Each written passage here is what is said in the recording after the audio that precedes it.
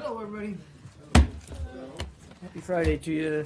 Just a quick topper on Haiti elections. The United States looks forward to transparent, credible, and peaceful elections in Haiti on the 20th of this month. Only through elected leadership can the country make full strides in strengthening its democratic institutions and addressing the many issues in need of urgent attention. We recognize the commendable effort that the government of Haiti and the Provisional Electoral Council undertook to organize elections despite the challenges that Hurricane Matthew left in its wake. We urge all Haitian actors to ensure that the election is peaceful and fair, to allow citizens to cast a vote for their future and for that of the country. Matt. Thanks. Do I even have to ask the question, or can you anticipate it and give me the answer? I can confirm that members of the President-elect's transition team, the team that will be working here at the State Department, have arrived today. They're here. All of them? I don't know. I don't know that. I know several are here. Okay. I don't have an exact number, and I couldn't tell you whether that would be a complete team. As I said yesterday, sometimes you'll see an initial batch and then additionals come later. I just don't know what their plans are. Do you know what they, who they have met with from the? I don't know. They've only, honestly, as far as I know, only been in the building for about an hour or so. So I don't know who, if anyone, that they've met with. Obviously, we staff from Councilor Kinney's office have been responsible for ushering them in, but I suspect at least some of the time has been spent in the logistics of getting into the building and that kind of thing. But I just don't know. That would mean, and forgive me for being, this is getting really into the weeds, I know, but does that mean like getting a badge? Getting a badge, getting a pass, that kind of thing. I mean, but I honestly don't know what's transpired over the last hour. I just know that they've only recently arrived. Okay. So no indication of where they're going to begin? Like, is there any kind of, has Councillor Kenny come up with a plan on kind of how this is all going to work? It's really up to them, Leslie, how they're going to manage their time here at the State Department and how they're going to manage the information flow that they require. It's not it's not really up to us to do that. Councilor Kinney's been responsible for making sure that the spaces were available, that they had a place to work, and that everything was in order.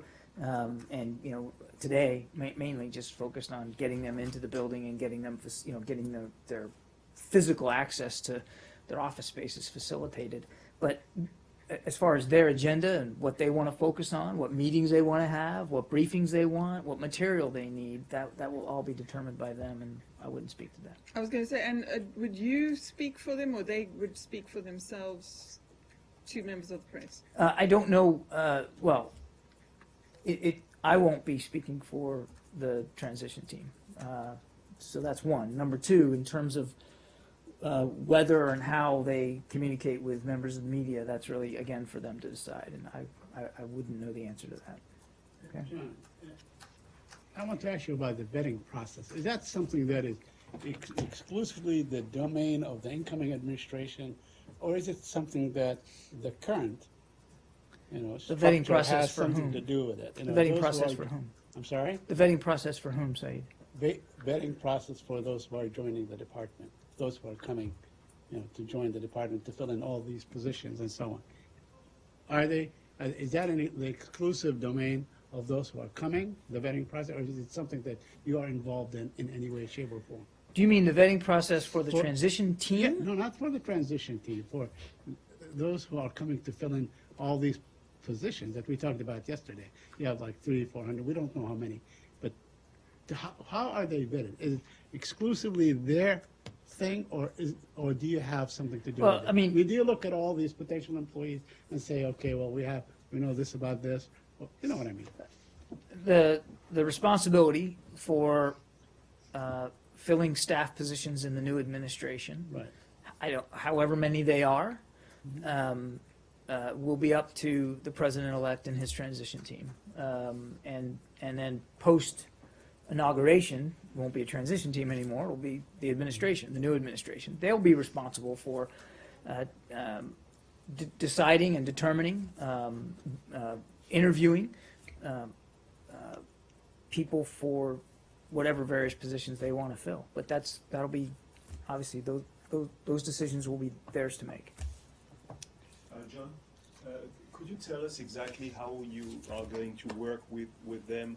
Are you going to talk about any issue, or are you going to work on each issue, each policy, each country, each regional issue? How does it work? Well, we are certainly prepared to be that thorough if that's what the transition team desires. But really, the information flow, both in terms of quantity and content, will be up to them to determine. So, as I've said several times this week, we are prepared, ready, willing, and able to offer them whatever context and information, whatever briefing materials, whether they're in paper form or in meetings that they require. I mean, we really want to serve them and to serve their needs. And so we are ready to go.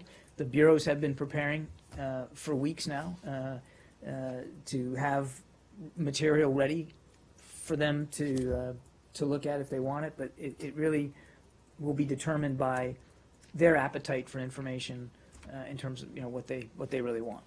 So, On one specific issue, on the Iran nuclear deal, we talked about it earlier this week or last week.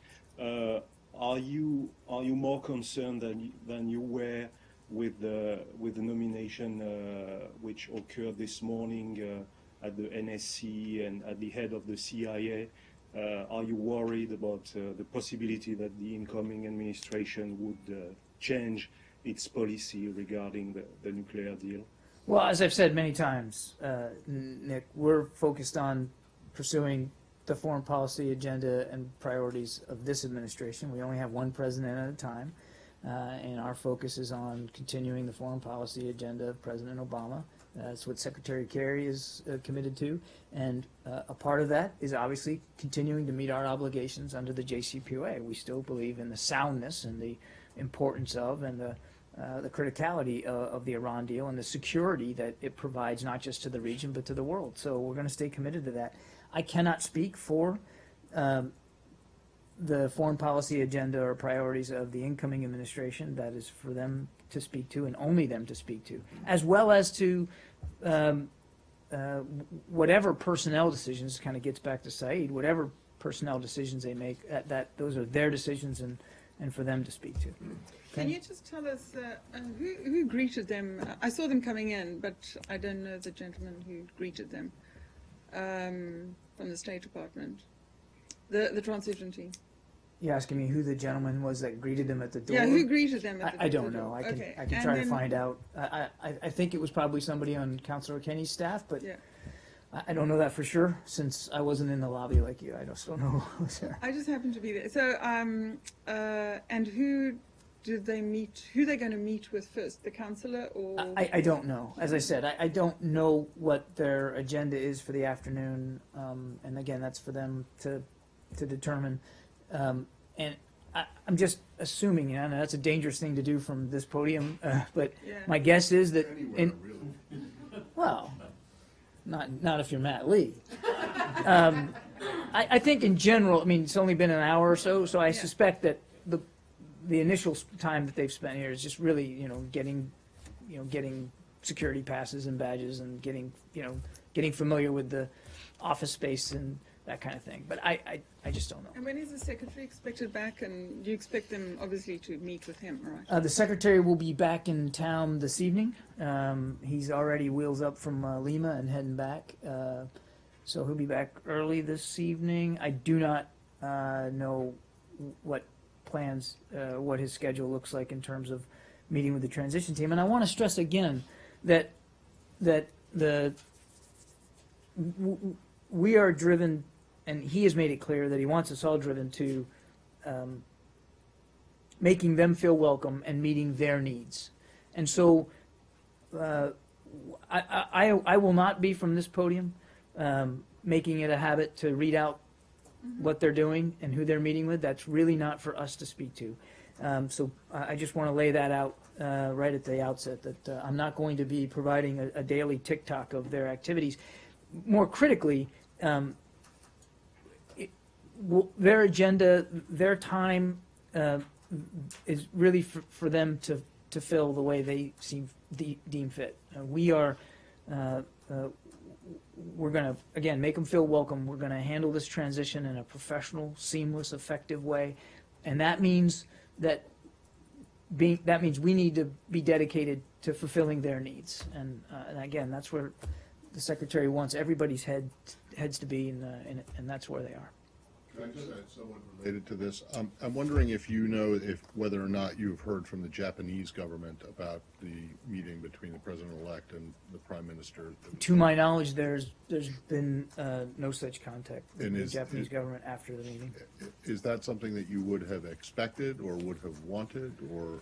No, I don't think there was appreciated? any expectation No? here that we would have heard from them. Yeah, Go to Syria? yeah. Okay, first of all, could you update us on the phone call between Secretary Kerry and Foreign Minister Lavrov? Nope. Was it a meeting? I'm sorry, I take it back. They met briefly They met briefly. yesterday, and we issued well, we didn't issue, but they did a little communication with reporters after the meeting, that transcript that we released, talked about what they spoke about, which was obviously largely Syria, and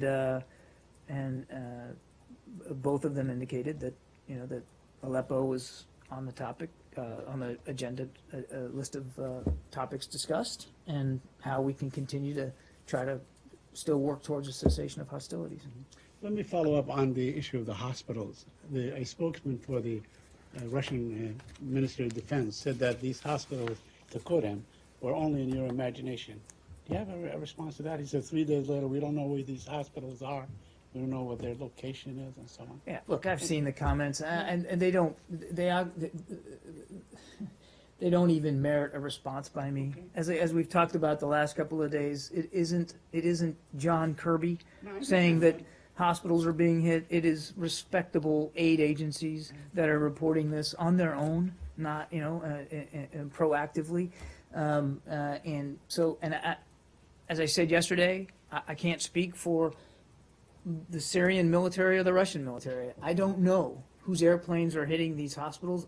What I can say is we've got credible claims from legitimate, well-established agencies that are reporting this, and they are hospitals, and they are patients, people that are trying to get well are in fact being bombed, and frankly, it doesn't really matter whose airplane is dropping the bomb. It's either the Syrians or the Russians, or both.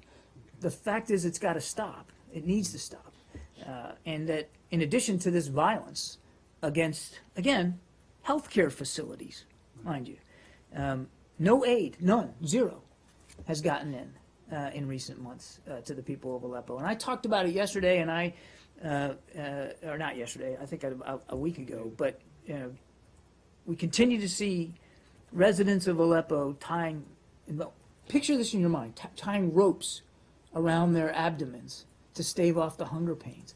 These healthcare facilities, the same ones that are being bombed, doctors in there are reporting using unsanitary equipment and gear because they can't get supplies in to operate and to work on people. Unsanitary. People are going to unsanitary sources of water. They're eating weeds and seed stock, as well as their own livestock, to try to survive. 80% of households in Syria, according to information I saw this morning, about 80% of them, they're also having to sell off their assets, whether it's furniture or dishware, just to try to find some kind of resources with which to feed themselves. And, I do want to read a quote now. This is a quote from an Associated Press story. So I'm quoting from a press report. I understand that. But an AP story that talked about hospital workers being forced in Aleppo to rush to evacuate infants from a hospital that was being bombed. And this doctor's quoted, now he's texting apparently this correspondent, and this is the doctor's text. Now it is being bombed, the hospital. I'm sorry, I have to go transfer the children. He's the head of the pediatric hospital. This is a text and a message to the AP. And as we drove out with the ambulance, warplanes were firing and artillery were shelling. But thank God we were not hurt. Infants in incubators having to be taken out of a hospital because it's being bombed. So it's completely reprehensible and without any justification whatsoever. My last one is on the aid. The UN is saying that all sides, the Russians, the Syrians, the opposition, they're all preventing aid from going in. So everybody is party to this kind of thing. Do you concur? Do you agree? Do you dispute that? The information that we have is that Ian by England. far, the vast majority of obstacles that are being put in place to aid getting in are by the Syrian regime and the Russian backers. Now, I talked about this a few days ago. It's not that we haven't seen reports that certain opposition groups have also caused a problem. We've seen those reports, and they're deeply concerning us, as I said the other day, and we have communicated that concern to opposition groups and to other nations who have influence on other opposition groups. So I'm not saying that it's not in the realm of possibility that that there are other obstacles being put in place. But by far, without question, every bit of information we're getting is that the obstruction of aid getting in is being caused by the regime and their backers. Just one small point here. The Russian Foreign Ministry says that Secretary and Foreign Minister Lavrov did speak by phone today. Are you aware of that? Yes, yes, but I thought you were referring to yesterday. So, Yeah, they did have a brief So- conversation today. so after meeting in person yesterday, what would, is there anything new after this phone call? I don't have a full readout of the conversation with the foreign minister. It apparently happened pretty recently. I suspect that the topic was again Syria, but I just don't have a full readout of it. But yeah, they talked today. Yeah. Turkey's main opposition party, the CHP, has announced that it's so opposed to Erdogan's proposed constitutional amendment that would establish a presidential system that the CHP will begin a series of rallies against it. And of course, the second largest opposition party, the pro-Kurdish HDP, whose leadership Erdogan has imprisoned, opposes it too. What is your view of this proposed change in Turkey to a presidential system? Do you see it as anti-democratic? I seen reports on this as well. I'm not going to speculate at this point, and this is really a matter for Turkish officials to speak to. It's a matter for them to clarify and discuss. I just don't have enough information right now to speculate one way or the other. About the constitutional amendment that Erdogan has That's right. I don't have enough information and I'm on it to speculate at this point. This is an issue for Turkish officials to speak to. Do you see that any inconsistency between your readiness to talk about Haitian elections and not really talking about what's going on internally in Turkey? No. No. I mean, look, I'm not trying to be glib, but there's a big difference for me welcoming Haitian elections, which have been long delayed and obviously were set back by a hurricane, than it is to get me to speculate on some proposed constitutional amendments in Turkey that I don't have full visibility on and information on. And so I'm just, it's one is an election that we know we have a date on the calendar. The second issue is a completely different one. It's a proposed amendment to the Constitution that, as you rightly noted, has only just today been announced and spoken to. I just don't have enough information to speculate. That doesn't mean that Turkey's democracy doesn't still matter to us, or we've said that time and time again, or that we want to see Turkey's democratic institutions survive and thrive and succeed. All of that is the same. But I'm just not in a position right now to speculate. I remember that Deputy Secretary Blinken did emphasize the importance of the rule of law in Turkey and spoke against some of the measures that the Turkish government had taken. 36,000 imprisoned people now, 100,000 people having lost their jobs. And for some of us analysts and journalists, it seems that there is a relationship between this proposed amendment and the human rights abuses that we're seeing in Turkey now. Again, I think I've gone about as far as I can on this today. Okay? A few questions on conflicting statements coming from Iraq. Masoud Barzani, the president of Iraq's Kurdistan region, says that he has an agreement with the U.S. and the Iraqi government that Kurdish forces would not withdraw from the lands that they reclaimed from ISIL before the beginning of the Mosul operation. U.S. ambassador to Iraq says he is confident that they will withdraw. Iraqi officials say the Peshmerga will have to leave. Earlier this week, Ambassador Silliman had a meeting with Masoud Barzani, and you now have these really conflicting statements coming out. Did they or did they not have the agreement that Masoud Barzani is talking about? So we've talked about this a couple of times this week. I don't have anything further to add than what we've said before about this, both in terms of the ambassador's visit and the comments by President Barzani.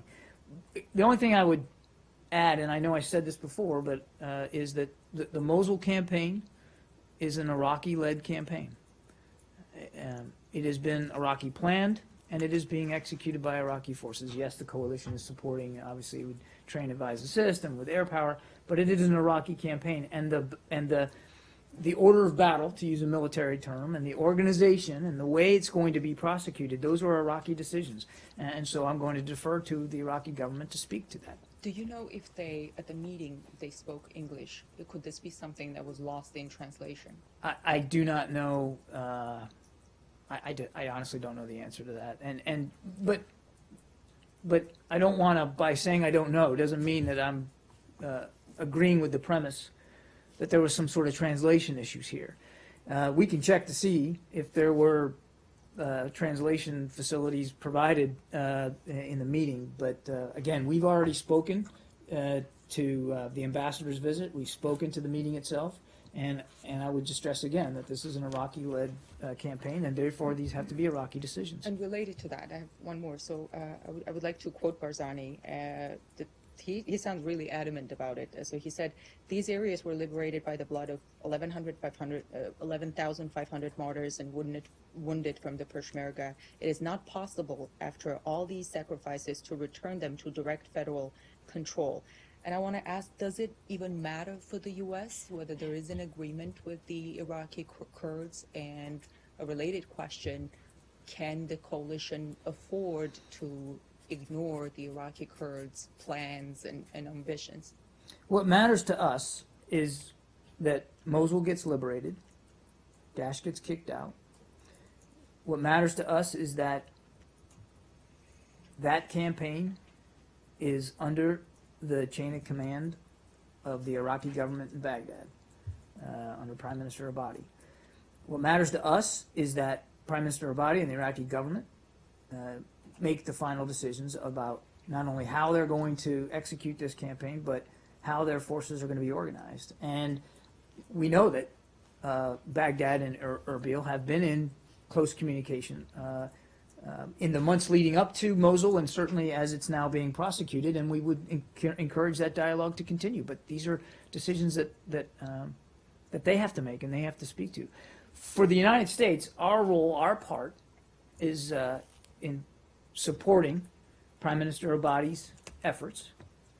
We do that militarily, primarily through training, advising, and assisting Iraqi security forces, and we have done that, and we'll continue to do that, because there's going to be more work to be done when Mosul falls. And, of course, we've been supporting not just the United States, but certainly we've been a leader in terms of the air support that is provided to Iraqi security forces on the ground. So that's where our focus is. I understood. Among the things that you said, what matters to us, there was no agreement with the Iraqi Kurds. Does that matter to the U.S. to have such an agreement? An agreement? To be in agreement with the Iraqi Kurds on this specific issue, Well, because they seem really adamant about this. Well, again, I've already spoken to the ambassador's visit. I've already spoken to these comments here. What matters to us is, again, that this campaign is led by Iraqi security forces, that it's all under Prime Minister Abadi's chain of command. That's what matters most to us. There is no doubt that the Peshmerga have been and continue to fight bravely against Daesh. No question. As have the Iraqi security forces in the south.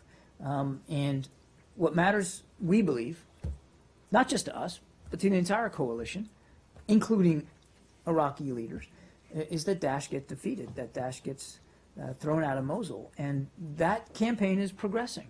And, we don't talk about it much, and, I don't like getting into battlefield updates, but we're hearing that it's still progressing, that they're making progress. And so that's what we're going to be focused on. Okay? Follow up? Yeah. Yeah, is the implication of what you're saying that if Baghdad and Erbil reach an agreement that would change the boundaries between the Kurdistan region and the rest of Iraq from what they were before, if that's an agreement reached between Baghdad and Erbil, that would be acceptable to you? I'm not going to hypothesize or speculate about boundary changes here. I'm not going to go there. What we have seen is Baghdad and Erbil communicate and have dialogue about what's going on, particularly there in Mosul. We want to see that dialogue continue, and we want the issues between them to be worked out between them. Our role, the United States, in leading this coalition is to support them from the air and to make sure that we continue to train, advise, and assist Iraqi security forces as they press the fight against Daesh. You know that President-elect Trump is very positive about the Kurds. He said they're proven the best fighters, they're the most loyal to us, they have a great heart, and he says we should be working with them much more than we are. So what I take from his appreciation of the Kurds is that by the time these issues come to a resolution, which is going to be some months from now because there's this ongoing military campaign, it will be President Trump, and perhaps likely the new administration would be more favorably inclined than maybe the current one to some sort of changes in his borders that Baghdad and Erbil might reach together?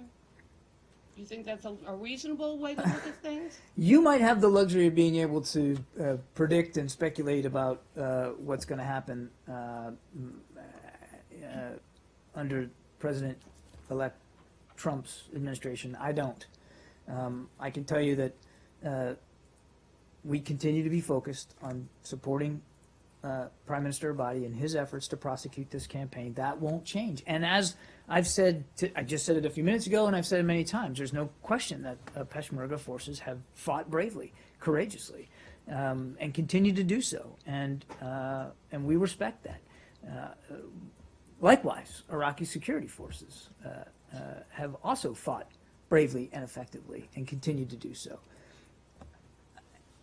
As I think, articulated many times, the focus is we want to defeat Daesh. The whole coalition is designed to defeat Daesh. And to the degree that everybody's efforts are aligned with that and focused on that, we'll have success, and it'll come faster and it'll be more sustainable.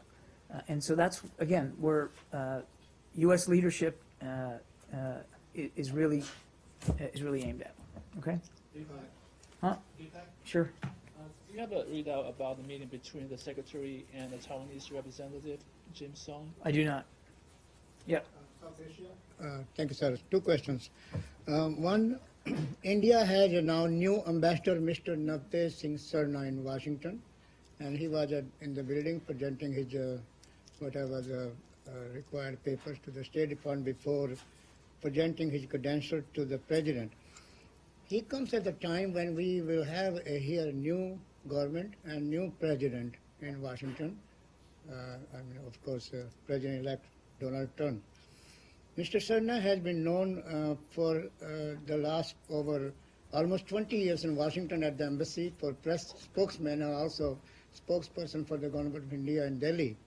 And before coming here, he was a High Commissioner to UK, where he fostered the UK-India relations, and his mission here also same thing, to foster the US-India relations. My question is here, how do we deal here with the new ambassador, with the new president, with new government in Washington? So, because Mr. Trump has been saying that under his administration, India-US relations will be greater than ever we have seen. I can appreciate everybody's interest in speculating about what the new administration will do foreign policy-wise. I cannot speak to that, Goel. I just don't know. All I can tell you is that we greatly value and respect the relationship we have with India today. and the one that we have worked very, very hard at improving and strengthening. And we're going to stay completely focused on that for the remainder of this administration. We welcome the new ambassador, and we look forward to working closely with him as he settles into his new duties.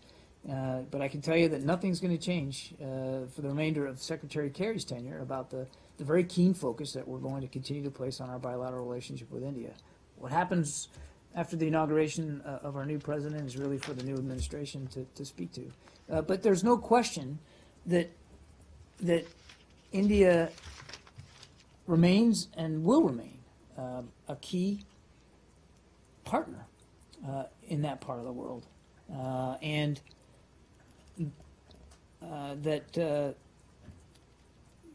that strong bilateral relations will need to continue. But what it looks like, the form and content and shape, that's I couldn't possibly predict what that is. And second, as far as fighting against terrorism, Are you okay? in the region, President-elect Trump was very much against the terrorism or fighting against terrorism, root out terrorism from around the globe, including from South Asia, but also at the same time. Do you see any policy change as far as fighting under his administration against terrorism, especially for U.S.-Pakistan relations, because where this problem is existing still today and chaos is going on in the region? Goyal, I cannot speak for the incoming administration.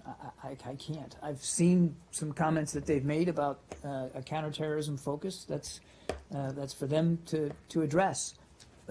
Nothing changes about our focus on the importance of regional, collaborative, and effective counterterrorism operations, and to our interest in seeing all the countries in the region likewise expend a great deal of energy and effort and leadership on that.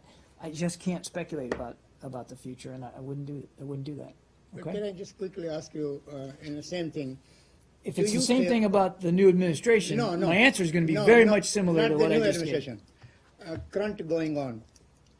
Does this administration or this building or secretary favors Pakistan to name as the state-sponsored terrorism because a bill going on and online signatures have reached to the White House and State Department, and there was a bill in the Congress that it's time to send a strong message to Pakistan, stop terrorism. Look, I'm not going to get into a discussion about that. We routinely discuss with our Pakistani counterparts the importance for continued focus and energy on the counterterrorism efforts and the terrorism threat, particularly along that spine between the two countries.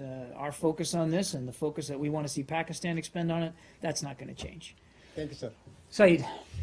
Can we go to the Palestinian-Israeli issue? Sure. And we have some Palestinian joiners in the back from Gaza and the West Bank. Welcome. Welcome. Yeah. Good to have you here. Okay, very quickly, the PA, the Palestinian Authority, is increasingly using its police forces to quash peaceful protests of Palestinians. And in fact, they conduct raids and so on into Palestinian camps, into Palestinian neighborhoods. Are you concerned that this, a force that you have trained and financed and so on, is conducting itself in this fashion? Well, I've seen those same reports. I'm not going to comment on specifics. I think I won't do that. But obviously, we're always concerned, and we will always want to caution everyone to avoid violence, to use restraint, and to maintain calm. Because I think there is a feeling there's some sort of a vacuum in the next couple of months and so on. And as the gap gets wider between the government, A vacuum and in the the next couple of months. No, a vacuum in terms of direct American influence, possibly. In the peace process, which lets like those in Because control, be it because the- there's the 2 months PA. left in the No, administration. because you're busy. I mean, I'm not saying that. You've Yeah, got one of the like- things that we're Well, busy let on me is put it this continuing to way. focus on this The peace issue. process is off the radar screen for the time being. Would you agree? And No, that I would not be- agree with that. Look, I mean, the Secretary continues to spend a lot of energy and effort on this, and so does the President. I mean, nobody's taking the foot off the gas here because there's 2 months left in the administration, particularly on this issue. So I would absolutely refute the notion that there's some sort of vacuum here, or lack of attention being paid to it. Well, wait a second, you saying that you still think in 2 months that you can put together a I didn't say peace that. process and? I didn't say that, but and- I did. and But I achieve didn't a know. result? I didn't say that. What I said was we're not gonna stop focusing on this. We're not gonna. Yeah, but there's not every gonna be a administration vacuum here. realize, at some point, has to realize that time has I run out. think everybody It was realizes- literally the day after the election in 2008, when a bunch of us flew with Secretary Rice to the Middle East to, basically for her to announce that the Annapolis process wasn't going to result in anything. It sounds as I though. think everybody realizes that. First of all, we're mindful of the calendar All right. and the clock. Everybody realizes the challenges with respect to the time left here, but that doesn't mean that the secretary is not going to continue to stay focused on this. Well, then let me ask you this, that, some Israeli officials are granting settlers protected population status. It was, the Attorney General and the Justice Minister Shakid are examining 3 possible solutions to legalize settlements in the West Bank, including defining settlers as local population like the Palestinians, and that would allow them to expropriate Palestinian land. Have you seen the report, and can you We've comment seen the on that? reports, and again, Said, our policy and view on settlements has not changed. It remains absolutely the same.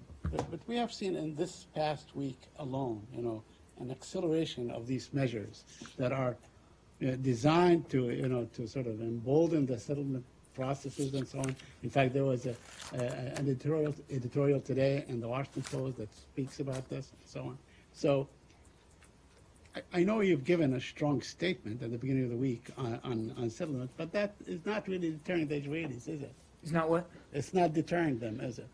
Well, I can't speak to Israeli decisions here, but again, let me reiterate that our policy on settlements is absolutely clear and it's consistent. And we believe they're corrosive to the cause of peace, and that legislation such as what we talked about earlier in the week and other decisions to advance settlements, they are endangering prospects for a 2-state solution. Absolutely. Okay? Or last. I think he's done. No one else? I just wanted to ask you very briefly about this vote yesterday in the UN on the 3rd committee. The vote on the resolution opposing Nazism, neo-Nazism. You don't have anything? I on don't this? know, no, Matt. Let So, me take well, that let question me for you. ask it, and then you can maybe take the question. Yeah, no, You guys were one of 3 countries to vote against this.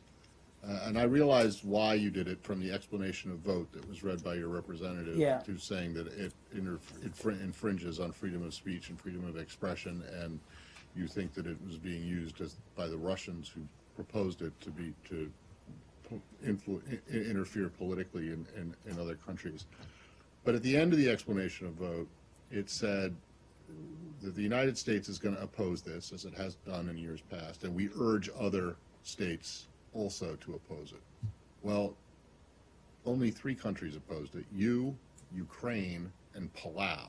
So I'm wondering, 1, was this just an epic failure on the part of on your behalf to get anyone else to agree to vote no? And 2, you obviously felt strongly about it because you voted no instead of abstaining.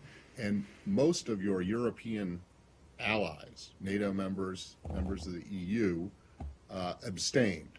And I'm just wondering, why was it that you felt so strongly that you voted no, along with only 2 other countries, instead of abstaining like most of your allies? That's, All right, well, let me get back to you on that. thank you. Thanks, everybody. Have a good weekend.